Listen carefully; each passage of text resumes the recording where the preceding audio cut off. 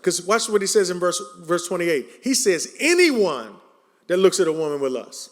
Anyone, not just a married man. It could be a married man that looks at a woman with lust that's not his wife. It could be a single man that looks at a woman with lust that's not his wife. It could be a married woman that looks at another woman with lust that's not their wife. It could be a single woman that looks at another woman that's not their wife. He says anyone who does that is in violation. Because a lot of y'all single people are saying, boy, I'm glad he ain't talking to me today. Yes, he is.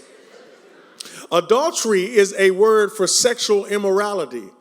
And here's the rules. In fact, when he says anyone that looks at a woman, he doesn't even say it's a wife. It could be a single woman. It could be a married woman. Anybody that looks at anybody that they're not married to with the intent of having sex with them, he says that's sin.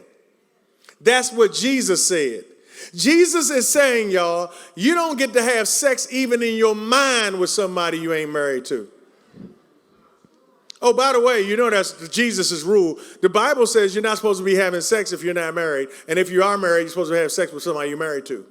Now, we have moved so far from that. Some of y'all look stunned by that. Are you serious? You can't be real. That's not even pragmatic. We are so far removed from that even in the church. Like, don't get mad at me. I didn't write that rule. That's one I would have probably tinkered with. Like Jesus is saying, that's the boundary. If you're having sex and you're not married, you're sinning. And if you're married and you're having sex with somebody other than your spouse, that's sin. Hello? So Jesus says, and watch this, he says, I'm not just focused on the deed, I'm focused on the desire to do it. When you desire to commit this sin, you already did it.